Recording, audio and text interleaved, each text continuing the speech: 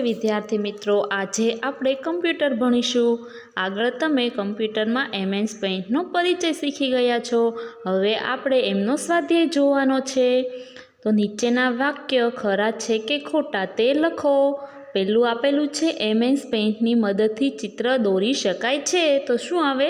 સાચું। પેઇન્ટના વિન્ડો મુખ્યત્વે 3 ભાગમાં વહેંચાયેલા છે।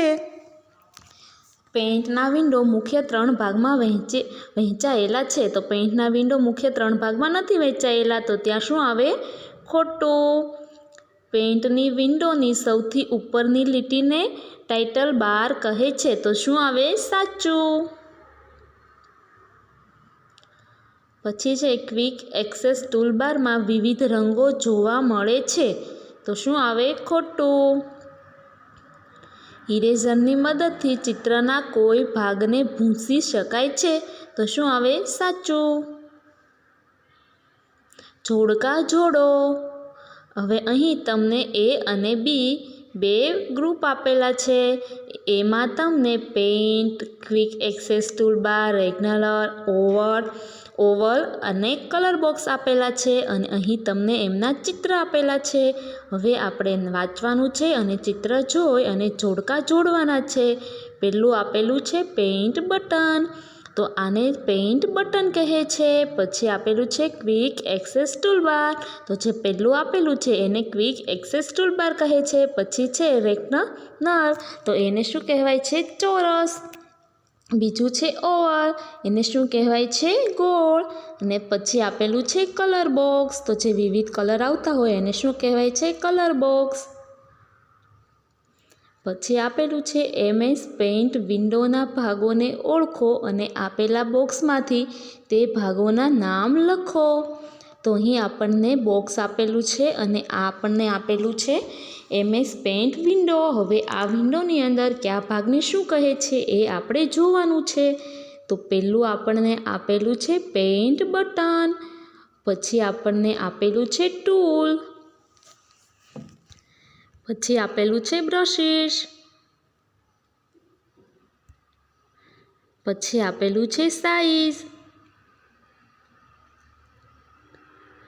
પછી આપેલું છે ફોરગ્રાઉન્ડ કલર, જે તમે આગળ જોઈ ગયા કે ફોરગ્રાઉન્ડ કલર કોને કહે છે અને બેકગ્રાઉન્ડ કલર કોને કહે છે। પછી આપેલું છે કલર બોક્સ,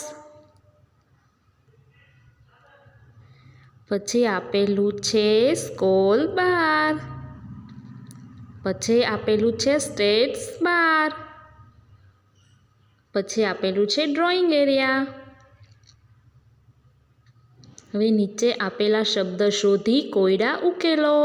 અહીં તમને શબ્દ આપેલા છે અને અહીં તમને બોક્સ આપેલું છે।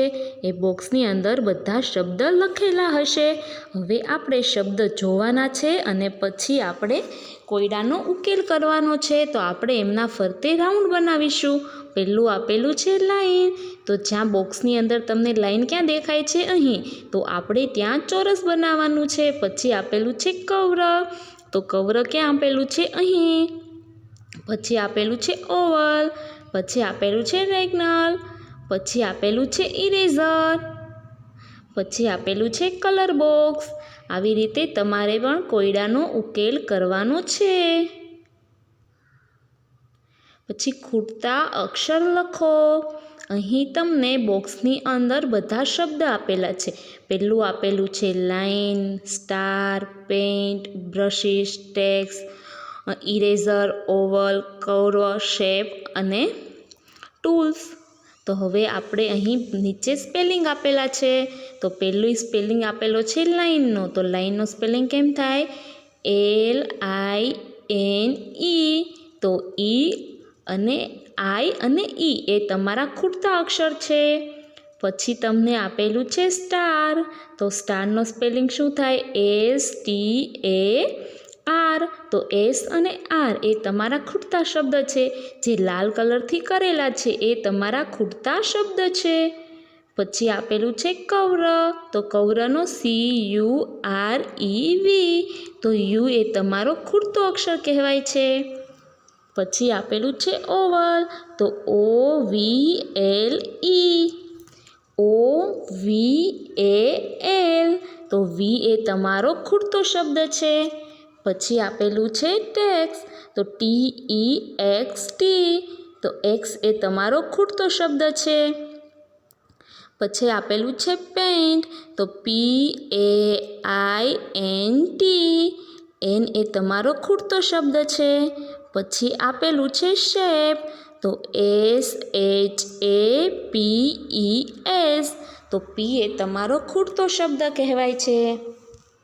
પછી આપેલું છે ટૂલ્સ, તો TOOTS, તો O જે છે એ તમારો ખૂટતો શબ્દ છે.